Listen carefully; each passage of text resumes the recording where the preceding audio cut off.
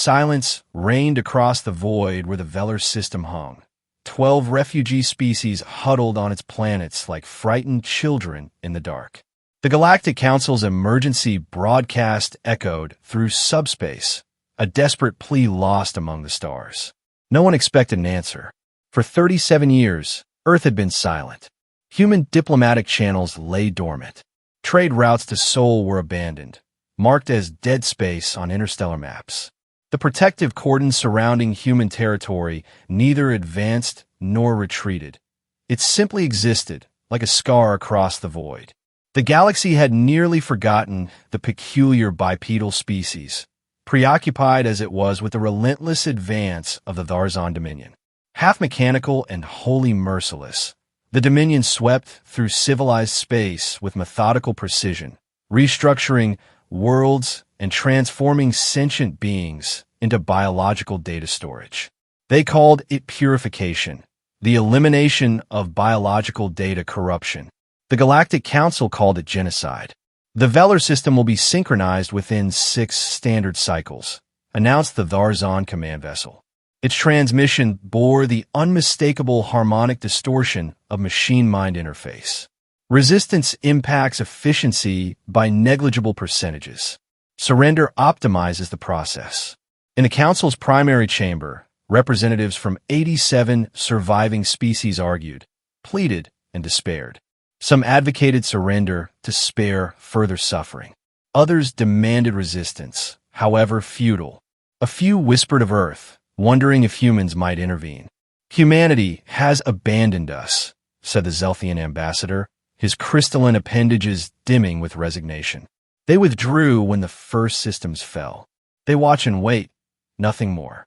The Galactic Council's High Minister, an ancient Vorlani whose wrinkled face had witnessed 3 centuries of interstellar politics, stared at the holographic display of the advancing Tharzan fleet. 128 warships, each capable of subduing an entire planet.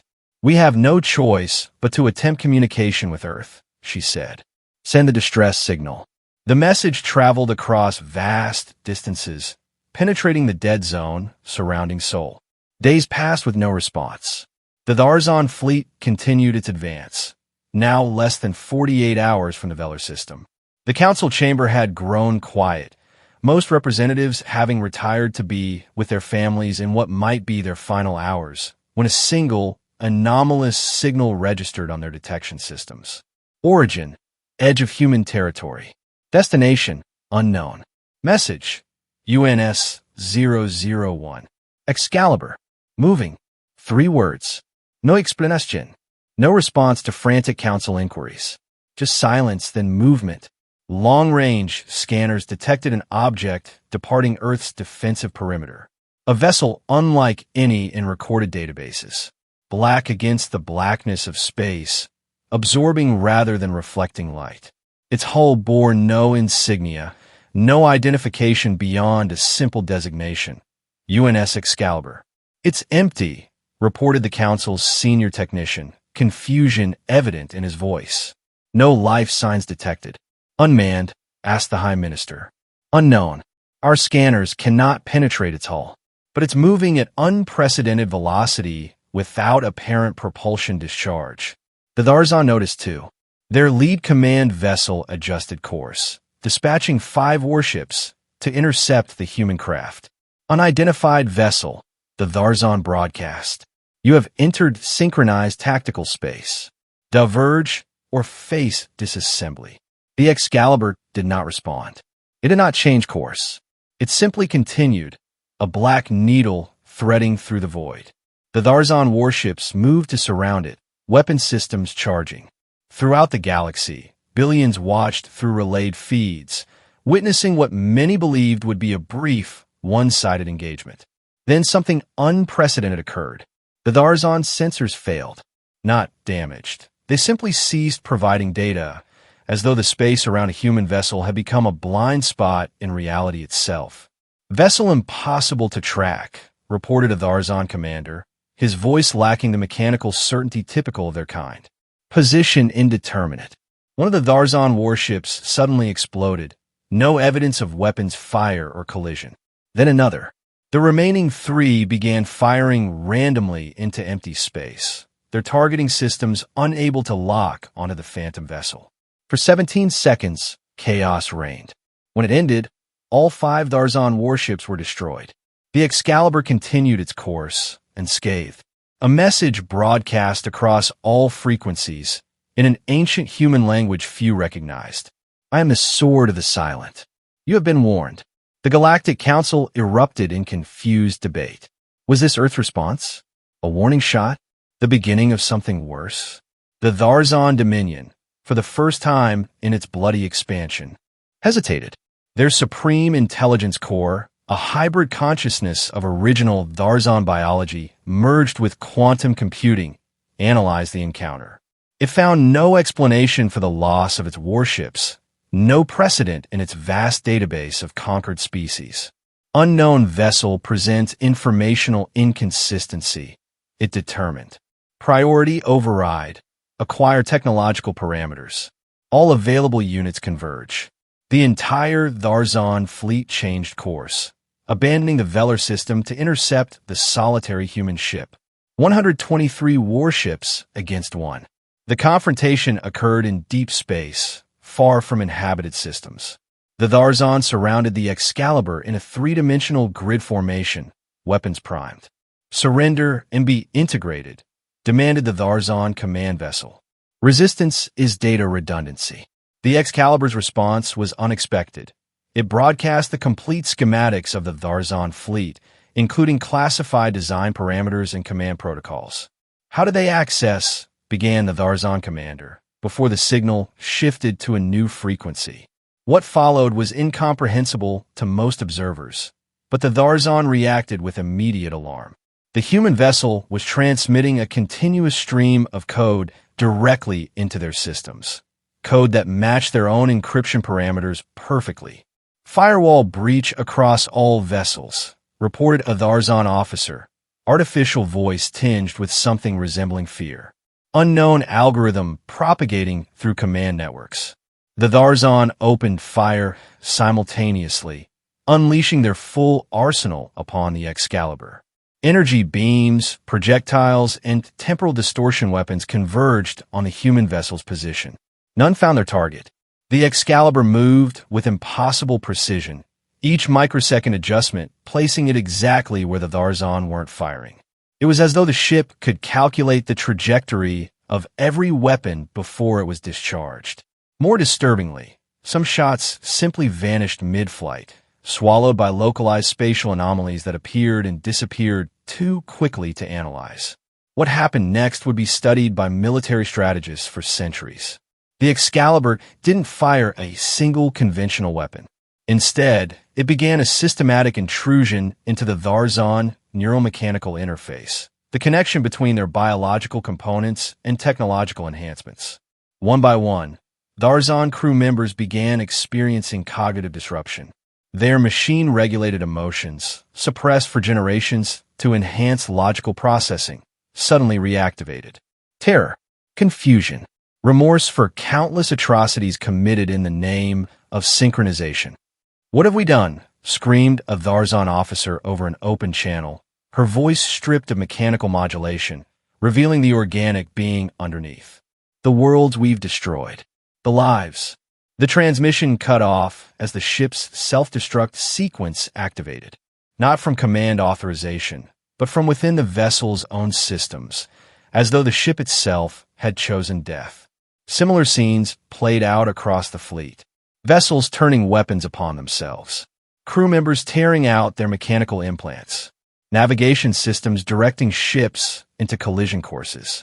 A psychological warfare scenario unlike anything documented in galactic history. By the conflict's third hour, 37 Tharzan vessels remained operational. Their coordination had collapsed. Individual commanders attempted to retreat, only to find their navigation systems compromised. The Excalibur moved methodically through the disintegrating fleet, not destroying but disassembling, using precisely calibrated energy pulses to separate hull sections and propulsion systems from weapon platforms, rendering the vessels harmless without killing their crews. A final Tharzan warship, The command vessel housing the intelligence core attempted to activate its dimensional drive, hoping to escape through subspace. Before it could engage, the Excalibur transmitted a quantum-encrypted signal directly to the core itself. The code sequence matched the original neural patterns of the first Tharzan, from whom all others descended, patterns believed lost millennia ago. A death key that unlocked the fundamental programming of the entire species.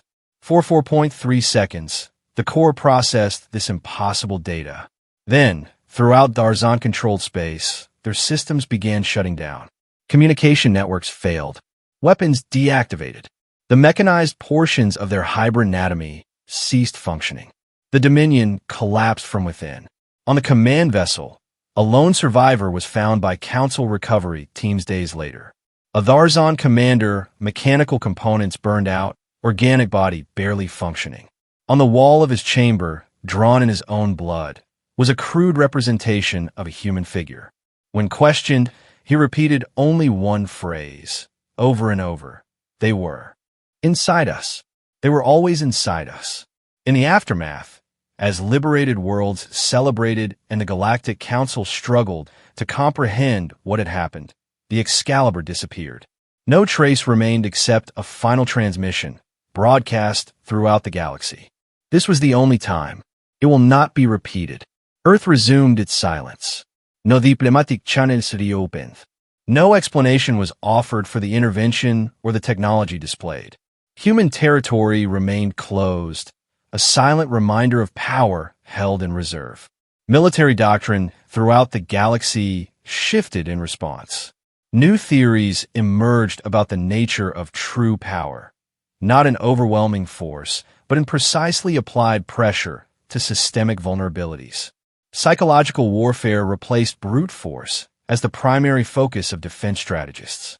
An unwritten law emerged among spacefaring civilizations. Do not approach the edge of Terran space. Some council members advocated for a formal alliance with humanity, arguing that such a powerful ally could ensure lasting peace. Others warned that any species capable of what the Excalibur had demonstrated might pose a greater long-term threat than the Tharzan ever did. The High Minister, in her final address before retirement, offered a different perspective. Perhaps we have misunderstood humanity all along. They did not abandon us. They prepared. They did not conquer. They intervened only when necessary. And when the threat was eliminated, they withdrew. This is not the behavior of conquerors or cowards, but of something else entirely. Something we would be wise to study, but from a respectful distance. Years passed. The galaxy rebuilt. The Tharzan, stripped of their technological advantages, became a refugee species themselves, slowly relearning their biological heritage with the help of Council rehabilitation programs. And Earth maintained its vigil, neither expanding nor retreating, a silent sentinel at the edge of explored space. One intervention had been enough to establish its position in the galactic order, not through occupation or dominance, but through the power of calculated restraint. The legend of the Excalibur grew with each passing generation. Some claimed it was crewed by artificial intelligences. Others insisted it contained a single human pilot, somehow integrated with the vessel itself. Still others believed it was controlled remotely, the physical manifestation of Earth's collective will. The truth remained unknown, locked behind the veil of human silence. What remained clear was the message that had been delivered, not just to the Tharzan, but to all who witnessed the encounter. True power lies not in constant demonstration, but in perfect timing. Not in how many ships you possess, but in what those ships can do when deployed with purpose. And perhaps most importantly, sometimes the most dangerous species is the one that watches and waits, building its strength in silence until the moment comes to reveal just how much it has learned about its enemies. Across the restored council chambers, a simple plaque was installed, bearing words attributed to an ancient human strategist. Appear weak when you are strong, and strong when you are weak. Below it, in smaller text, an addition made by the new High Minister. And when you are stronger than anyone can imagine, appear not at all, until you must. The Excalibur never appeared again. It didn't need to. Its work was done, its message delivered with perfect clarity. Humanity would not seek conflict, would not impose its will upon the galaxy, but neither would it stand idle while civilization burned. Some called it arrogance, others wisdom. The debate continued in academic circles and diplomatic forums for decades. Earth never joined the conversation. Its silence spoke volumes, a language more powerful than words, the quiet confidence of a species that had demonstrated what it could do and chosen not to do more. This restraint, more than any technological marvel displayed by the Excalibur, was what truly terrified the galaxy's military minds. Not what humanity had done, but what it had chosen not to do. The boundaries it had set for itself, adhered to with perfect discipline. On the farthest reaches of explored space, a monument was erected, not by humans but by the collective agreement of every council species. A simple black obelisk, absorbing light just as the Excalibur had. No text adorned its surface, no explanation of its significance. None was needed. Everyone understood. It marked the boundary of Terran space, not as a warning, but as a reminder of the day the galaxy learned that sometimes the most powerful statement is the one left unspoken. And sometimes, the most effective weapon is the one you only need to use once. Dr. Maya Saunders, chief historian of the Galactic Alliance, formerly the Council, concluded her definitive work on the incident with words that captured the enduring impact of humanity's solitary intervention. The Excalibur changed everything not by what it destroyed, but by what it revealed about the Tharzan, about warfare, about power, but most profoundly about ourselves and how we had confused dominance with strength, presence with purpose. In 26 hours, a single vessel redefined what it means to be a galactic civilization. Not those who conquer the most worlds, but those who understand when conquest itself becomes obsolete. Earth watched from afar as the galaxy rebuilt itself according to new principles, defensive rather than expansionist, collaborative rather than hierarchical. Whether they approved remained unknown. They had made their statement. The response was left to others. The dark zone around Sol remained, a boundary respected by all, not because humanity demanded it, but because the galaxy had seen what emerged from that darkness when provoked. One ship, one intervention, one message. It was enough.